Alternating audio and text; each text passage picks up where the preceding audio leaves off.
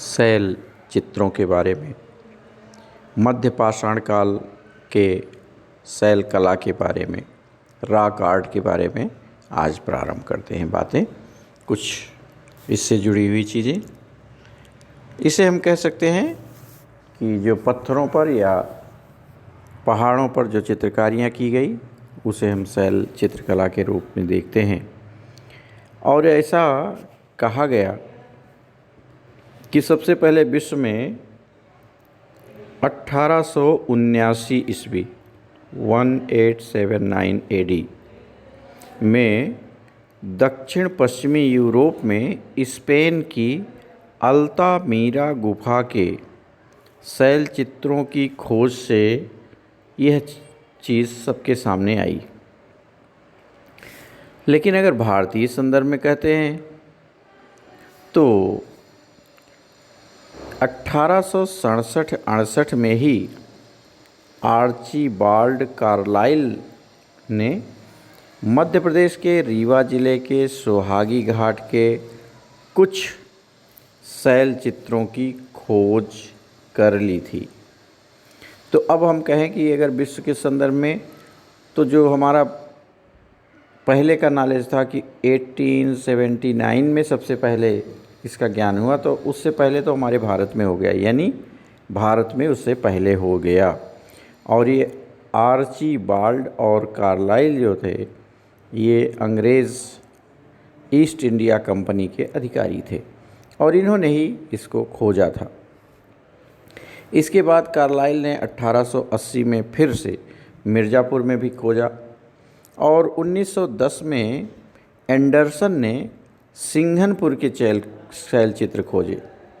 बाद में चल कर के 1932 में भी हंटर ने पंचमढ़ी के शैल चित्रों का अध्ययन प्रस्तुत किया। फिर अब ये तो अंग्रेज़ों का ज़माना था, स्वाभाविक रूप से अंग्रेज़ लोग ही इसको खोज रहे थे, चाहे एंडरसन हो, चाहे हंटर हो, चाहे कार्लाइल हो, तो ये सब खोजने वाले थे। अब इसके बाद भारत के लोग जब आ जाते हैं तो R K. Verma, S K. Pande, B S. Wakankar, B N. Mishra, Yashodhar Mathpal, ये सब चलते हैं और खोजते हैं। और भारत के लोगों ने खूब शैल चित्रों को खोजा और उसमें बी.एस. वाकांकर का नाम तो बहुत ही स्वर्णाक्षरों में लिखा जाना चाहिए। इन्होंने भीमबेटका के शैल चित्रों की खोज की, जो एक लंबी श्रृंखला है, एक बहुत अधिक शैल चित्र हैं। तो इन्होंने बहुत अच्छा मेहनत किया। तो वाकांकर साहब बहुत आगे हैं इस मामले में खोजने में। तो ये शैल कला के बारे में हम बात कर रहे थे। शैलाश्रयों की बात करें, शैलाश्रय तो स्वाभाविक रूप से पहले शैलाश्रय ही थे जहाँ पर मनुष्य को आश्रय मिलता था।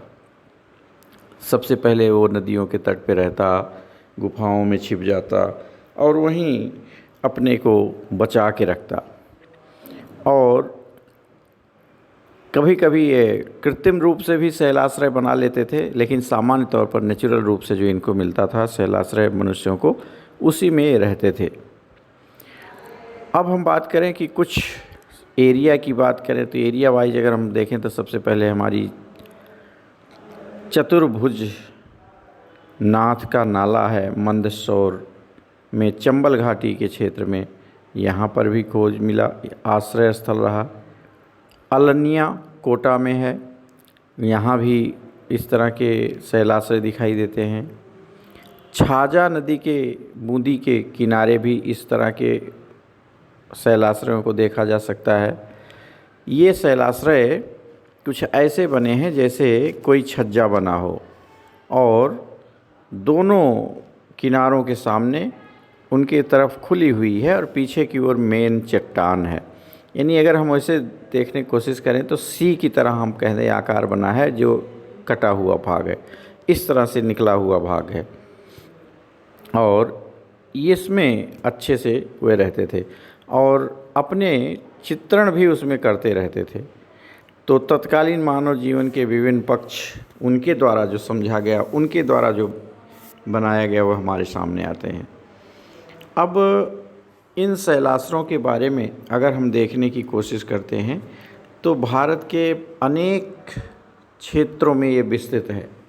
शैल कला का विस्तार पूरे क्षेत्र में मिलता है। अगर पश्चिमोत्तर में पाकिस्तान की चारगुल की बात करें, वहाँ से लेकर के उड़ीसा तक की बात करें, वहाँ तक मिलता है। और उत्तर में कुमायूं की पहाड़ी से लेकर के केरल तक की हम बात करें तो सब जगह शैलाश्रय, और शैलाश्रय के साथ साथ शैल चित्र भी हमें प्राप्त होते हैं। इसमें सबसे महत्वपूर्ण स्थान है मध्य प्रदेश के सतना, रीवा, सीधी, शहडोल, सागर, दमोह, सीहोर, होशंगाबाद, जबलपुर, भोपाल, रायसेन, मंदसौर, यानी एक लगभग मध्य प्रदेश के लगभग ज़िलों में, सभी ज़िलों में कहीं न कहीं इस तरह के शैल चित्र दिख जाते हैं। बहुत कम ऐसे स्थान हैं जहाँ पर नहीं है, कम ज़िले हैं, बाकी लगभग बहुत जगह मिल जाता है। तो रायसेन में भीमबेटका तो सबसे ज़्यादा है, शैलाश्रय कहें कि ये बहुत अधिक इसमें चित्र मिले, इसीलिए इसे यूनेस्को ने विश्व सांस्कृतिक धरोहर भी घोषित कर दिया। और उत्तर प्रदेश की बात करें तो बघईखोर, कंडाकोट, लखनिया, कोहबर, घोड़ाभंगर, मलरूरिया, महदरिया, अनेक पुरास्थल हैं जहाँ से शैलाश्रय के खोज में हुई है, शैलाश्रय दिखाई देते हैं। तो ये चारों तरफ देखें हम अपने भारत के, तो भारत में और भारत के आसपास भी दिखाई देते हैं। भारत तो इससे रिच रहा है, बहुत समृद्ध रहा है। राजस्थान में चंबल नदी घाटी इस दृष्टि से बहुत महत्वपूर्ण है। यहाँ भी बहुत 100 से ज़्यादा ऐसे पुरास्थल प्रकाश में आ चुके हैं। अपने चंबल नदी की घाटी की बात करें तो अब मध्य प्रदेश में जो विंध्य श्रृंखला है, वहाँ से क्वार्टजाइट के पत्थरों के निर्मित हुए शैलाश्रय दिखाई देते हैं और उन पर चित्रांकन किया गया है। ग्रेनाइट के पत्थरों के चट्टानें हैं शैलाश्रय, उनमें किया गया है। पश्चिम भारत में हम देखें ग्रेनाइट के शैलाश्रय ज़्यादा मिलते हैं।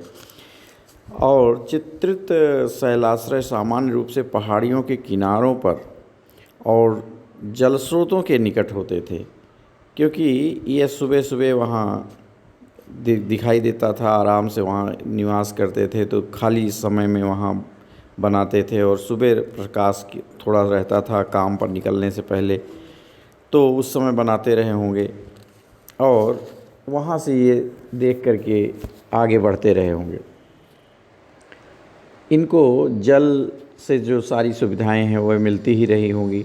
जल अपने आप में, नदी अपने आप में बहुत बड़ी उपयोगी थी मनुष्य को जीने के लिए। वहाँ न केवल पानी उपलब्ध है बल्कि जल जीव भी उपलब्ध हैं, मछलियाँ हैं, तरह तरह के जल जीव हैं, तो उनको भी खा करके जीवित रह सकते थे। तो यह देख सकते हैं कि इनकी शैलाश्रय पानी के आसपास हैं। इसी तरह से तरह तरह के चित्र भी दिखाते हैं और कुछ ऐसे भी स्थान हैं जहाँ पर शैलाश्रय तो हैं लेकिन चित्रांकन नहीं भी है। तो होना ज़रूरी नहीं है, लेकिन शैलाश्रय में जहाँ वो रहते थे, विश्राम करते थे, वहाँ आसानी से वो चित्र बना सकते थे और बनाते थे। अब इनके हम रंगों की बात करें तो इनके तरह तरह के रंग ये प्रयोग में कर लाते थे। जैसे गेरू इनको बहुत उपलब्ध था आसानी से, तो गेरू का ये प्रयोग कर लेते थे, जिसे हम अंग्रेजी में हेमेटाइट कहते हैं। गेरू कलर ये सबसे ज़्यादा प्रयोग में करते थे। लाल रंग भी दिखाई देता है, कभी उसे हल्का कर दिया, कभी गहरा कर दिया, लाल के तरह तरह के रूप ले लिए, उनके चित्र बना लिए। फिर नारंगी रंग है, चॉकलेटी है, बैगनी है, ये रंग भी मिलते हैं। खड़िया मिट्टी से या खड़ी और चूने से सफ़ेद रंग का भी प्रयोग कर लेते थे, बहुत आयत में इनसे मिल जाते हैं। पीले रंग, हरे रंग, काले रंग का भी प्रयोग दिखाई देता है।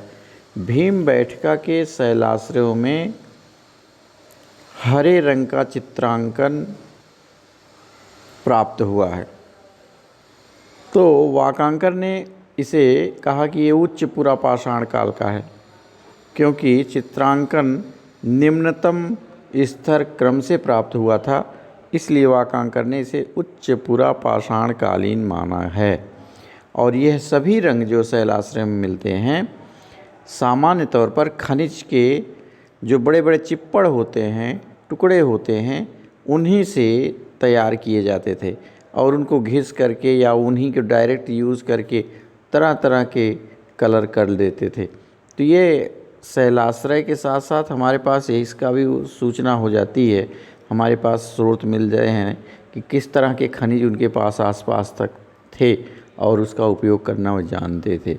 तो घिसे हुए टुकड़े भी प्राप्त हो जाते हैं, उससे हम अंदाज़ लेते हैं कि ये इस तरह के पत्थरों को घिसकर प्रयोग कर रहे हैं। अब यूरोपीय क्षेत्रों में तो नुकीले उपकरण से खुरच करके और फिर बनाते थे। यह टेक्निक भारत में किया गया है यहाँ भी। जैसे पाटने महाराष्ट्र में शुतुरमुर्ग के अंडे पर खुरच कर किया गया है। शुतुरमुर्ग के अंडे के ऊपर महाराष्ट्र में है। यह ध्यान रखने की बात है कि शुतुरमुर्ग भी था, उसका भी एक पहचान है और उसके ऊपर खुरच कर चित्रण करना, जो हम कहें उच्च पूरा पाषाण काल रहा होगा। इसी प्रकार बेलन घाटी की बात करें तो यहाँ हड्डी की मातृदेवी मिली है। बेलन घाटी, उत्तर प्रदेश के बेलन घाटी से मातृदेवी की यह एक विशेष बात, मातृदेवी की सबसे पहली प्रतिमा, और वो भी हड्डी के द्वारा बनाई गई है। इसी तरह बात करें हम चंद्रावती गुजरात से, तो सोनावाने, डॉक्टर VH सोनावाने थे। उन्होंने मध्य पाषाण युगीन कोर पर खुरच कर बनाया हुआ रेखांकन देखा है। तो सोनावाने जी गुजरात में देखते हैं। फिर दक्षिण भारत में हम देखें ग्रेनाइट के शिलाखंडों पर नवपाषाणकालीन शैलचित्र निर्मित किए गए। तो प्रागैतिहासिक मानव प्रकृति में रहते हुए, प्रकृति के स्रोतों से, प्रकृति की सामग्री पर निर्भर रहते हुए जीवन यापन करते हुए उस वातावरण का चित्रण करता है जो वह देखता है, आखेट करता है, उसके आसपास होता है, जिसे बनाने में भी आसानी है, और उसे बना दिया। कुछ चित्रों को इन्होंने कई बार बनाया। आप इसे देख करके चित्रों को समझ सकते हैं कि इसमें किस किस तरह के पशु हैं, कैसे मनुष्य है, कैसे उनकी ढाल है, कैसी तलवार है, कैसे कैसे उनका कार्य रहा होगा। ये बहुत आसानी से समझा जा सकता है, इसको हम अच्छे से समझ सकते हैं। कुछ चित्र तो कई बार प्रयोग किए गए हैं, जो कई कालों के भी हो सकते हैं और एक भी काल में वैसा नहीं हुआ कुछ छूटे हों। जैसे बड़े बड़े हाथी हैं, मैमथ हैं, हिरण हैं, इनके चित्रण लगभग हर जगह दिखाई देते हैं और इनका भी स्तरीकरण करें तो हर जगह प्राप्त होता है।